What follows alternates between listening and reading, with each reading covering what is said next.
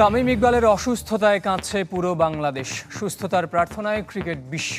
অসুস্থতার খোঁজ নিয়েছেন প্রধান উপদেষ্টা ডক্টর মোহাম্মদ ইউনুস। লিটন, শান্ত, তাসকিনের মতো সতীর্থরা ছাড়াও লাসিথ মালিঙ্গা, যুবরাজ সিং, মনোজ তেওয়ারি, এমনকি আইপিএলের দল কলকাতা নাইট রাইডার্সও তামিমের জন্য পোস্ট করেছে। তামিম তাড়াতাড়ি সুস্থ হয়ে যাবে, আপনারা সবাই ওর জন্য দোয়া করবেন, ওর পরিবারের জন্য ওই ডিফিকাল্ট টাইম যেন ভালোভাবে পার হয়ে যেতে পারেন।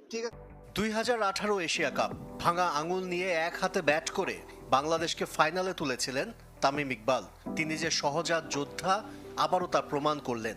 হৃদরোগে আক্রান্ত হয়ে জীবন মৃত্যুর সন্ধিক্ষণ থেকে আপাতত পরাজিত করলেন মৃত্যুকে। 22 মিনিট ধরে সিপিআর আর 3বার ডিসি শক দেবার পর ফিরে আসে হৃদস্পন্দন। হাসপাতালে তামিম ইকবালের চিকিৎসার সার্বক্ষণিক খোঁজ খবর রেখেছেন প্রধান উপদেষ্টা ডক্টর মোহাম্মদ ইউনুস। বাদ যাননি ক্রীড়া উপদেষ্টা আসিফ মাহমুদও। তামিমের জন্য এক হয়েছে পুরো ক্রিকেট বিশ্ব। জাতীয় দলের সতীর্থ নাজমুল হোসেন শান্ত, লিটন দাস, মেহেদী হাসান মিরাজ, তাসকিন আহমেদ, তাওহিদ হৃদয়, নাহিদ রানা, তানজিদ হাসান তামিম, এমনকি মাশরাফি বিন মোর্তজাও ফেসবুকে পোস্ট করেছেন। সবাই তার সুস্থতা কামনা করেছেন। তবে অসহায় মাশরাফির পোস্টে আক্ষেপ ঝরেছে তামিমকে দেখতে যেতে না পারার।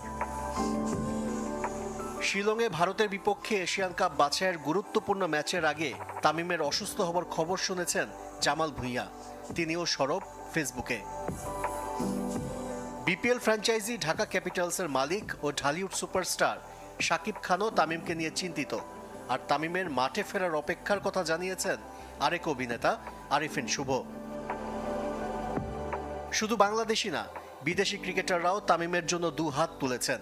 লাসিথ মালিঙ্গা, মনোজ তেওয়ারির মতো সাবেক ক্রিকেটাররা তামিমের জন্য পোস্ট করেছেন। আইপিএলের দল কলকাতা নাইট রাইডার্স তামিমের পাশে থাকার ঘোষণা দেয়।